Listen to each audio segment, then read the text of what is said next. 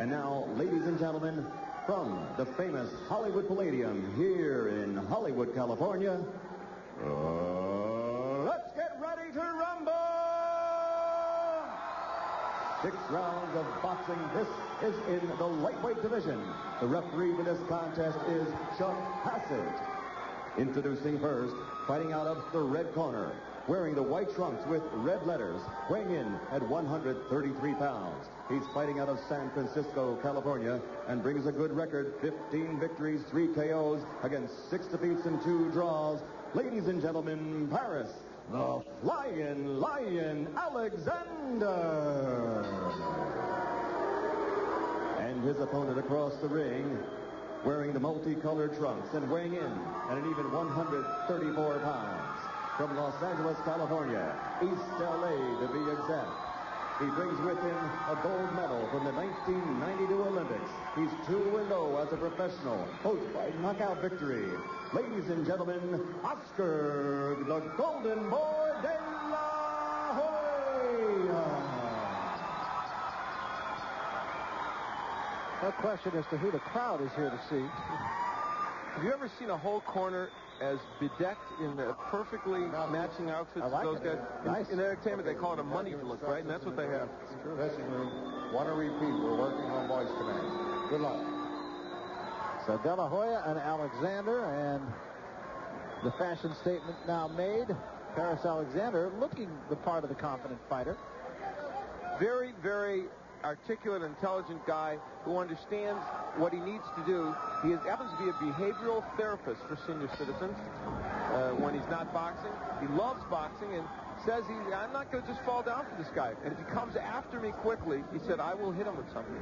We'll see. So we'll see. He's not a guy, as you can tell by his record, who's apt to knock you out. Only 3 knockouts in his 15 wins. He's not a huge puncher. What he does have is durability, and they'd like to see a little bit of that, I guess. And he's a pest. And I mean that in a complimentary way. He made it difficult for Pena to hit him.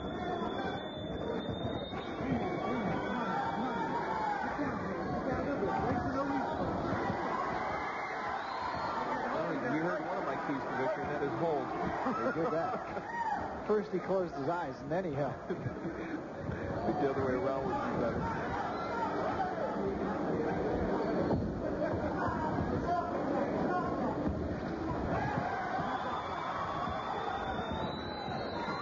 De La Hoya all business, just as he was as an amateur. Yeah, the difference here, though, is he understands now that he can really go after guys. As an amateur, he felt he almost had to box. Also, he didn't want to burn out as an amateur. You saw what happened to guys like Clint Jackson in the old days and other boxers. They literally burnt out in their amateur career. He didn't want that to happen. And you know what? He throws every single punch as if it's a knockout punch. He didn't used to do that. You know who he reminds me of in a certain way? I mean, I guess I should say Jeremy Williams reminds me of him. Jeremy Williams, who became a pro and has done the exact same thing as De La Hoya. As an amateur, although certainly he wasn't on the level of De La Hoya, he wasn't the slugger that he has become a pro. Got the left hand. And down goes Alexander. Boy, that was pretty. It keeps happening. He keeps hitting guys, these journeymen who you would expect at least to get through 2 or 3 of those punches, and they don't do it. I don't think Alexander's really hurt by it, but he made it look all too easy. And we mentioned earlier, they really do have him headed on a very fast track. They want him fighting main events very quickly. Incidentally, I should point out, he's the youngest main event fighter that we have ever had here on Top Rank Boxing. The oldest, of course, is difference of 23 years.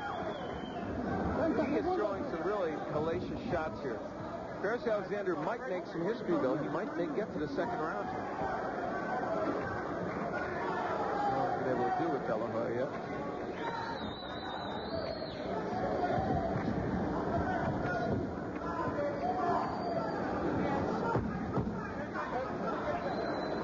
De La Hoya would kind of like that too, someone inside him. I think he'd like to get a little bit of work in. Digging that left hand, that is a tough fight. Another pretty good left hand at the belt. 39 of the 53 punches that De La Hoya threw last round were power shots, which is an indication that he is concentrating on throwing big shots to get his man out of it. Starts this round with 3 jabs, though. Of course, he has a tremendous jab. Watching him over in Barcelona at the Olympics, his jab was a staple. He used it to carve out several decision wins. What he does show is a lot of not only patience for a guy who is an amateur fighter, but he's right on balance, doesn't throw bad punches. Now, and you know, I almost hate myself for saying this, but you really have to look back to Sugar Ray Leonard to see a guy who this early in his career was fighting as the main eventer and showing you these kind of skills. Because few boxers, except a guy that wins the gold medal and is highly marketable, will be in main events on television this quickly. They want to move him up to 10 rounds. They will quickly. In fact, they're talking about down goes Alexander again from the left hand. Boy, he is so strong. And I'm sure Perez, who, as I said, just didn't think this was going to happen to him. He's sitting here thinking, oh, man, this guy's stronger than I thought. Well, if you watch De La Hoya as an amateur, you would think that.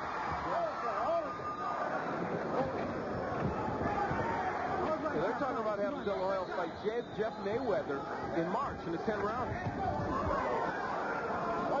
Jeff Mayweather's been fighting 10-round main events with pretty good fighters for a couple of years.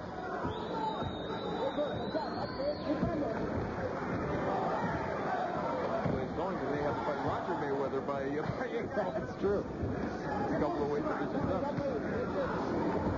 Right hand drops Alexander again. You know, the crowd's pulling.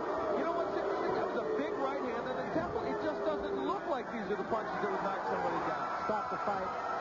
And De La Hoya has made it 3-0. And the crowd doesn't really agree with the stoppage, I don't think. But I think it only could have gotten uglier, to tell you the truth. I don't know if Paris Alexander would have done anything more at that point. I mean, they could have let it go, I guess, one more knockdown. But he had been knocked down 2 or 3 times, wasn't showing any offense, and I just have to wonder. Ladies and gentlemen, referee Chuck Hassett calls a halt to this bout. The official time, 1 minute, 52 seconds of round number 2. The winner by TKO, the pride of East L.A., the Golden Boy, Oscar De La Hoya. So Oscar De La Hoya, the Golden Boy, lives up to that billing as he whacks out Paris Alexander. Referee stops the fight in the 2nd round, and we'll be back to talk with De La Hoya after this. Yeah, unmarked and practically untouched in this fight, but that's nothing new for Oscar De La Hoya. Now, Paris Alexander this morning, and he's a guy, by the way, as we mentioned, had gone 6 rounds with Frank Pena to a draw. Frank Pena, who you saw earlier this evening, a guy who was on your level as an amateur. You whacked him out early. When did you know? Do you know what the first big punch you hit him with that he was in trouble? You know, actually, the first big punch that I hit him with was a straight jab, which kind of dropped him. And I landed it right on the button, and I felt it on my glove, on my fist. And it was a pretty good punch, a pretty strong punch. And, you know, I thought he was going to be a lot tougher. In some paper, he said that, you know, I'm 0-0. I'm really turning pro, that my other 2 opponents weren't nothing, so he's really going to give me a challenge. And I was really scared coming into this fight. And, you know, scared might be overstating it, Oscar. I was concerned. Really? I was pretty scared, concerned, and worried about he's going to give me a good match. And, you know, I mean, I feel good. I well trained, and I was training very hard. And, you know, as you can see, I stopped him in the 2nd round and won again. Yeah, you did. And, you know, the thing is, and I wasn't meaning to make fun of the fact when you said you were scared. The thing is, he was a guy that should have been in at least longer than he was, you would presume. Yes, I would believe he would have came out stronger and was going to last. All the fights that he had in the league, the distance, he's gone 10 rounds, he's gone 6 rounds with Frank Pena. I thought he would last a little longer. But like I said, I mean, we're well trained and ready for anybody. Seems like you're throwing every punch as if it's a knockout punch. Yes, I want to throw every punch with a knockout. I mean, kind of like throw every punch that, I mean, if it lands, it's going to knock him out. And that's what we want to do. That's what we work on in the gym. And we're going to keep on doing that. Be back in February fighting, and then in March, 10-rounder against Jeff Mayweather. 8-rounder okay. With Jeff Mayweather. And it's going to be a pretty good fight. He switches southpaw, he switches right-handed. And it's going to be a tough match, but we're prepared for it. You're on a quick road, my friend, and a good one. Thank you.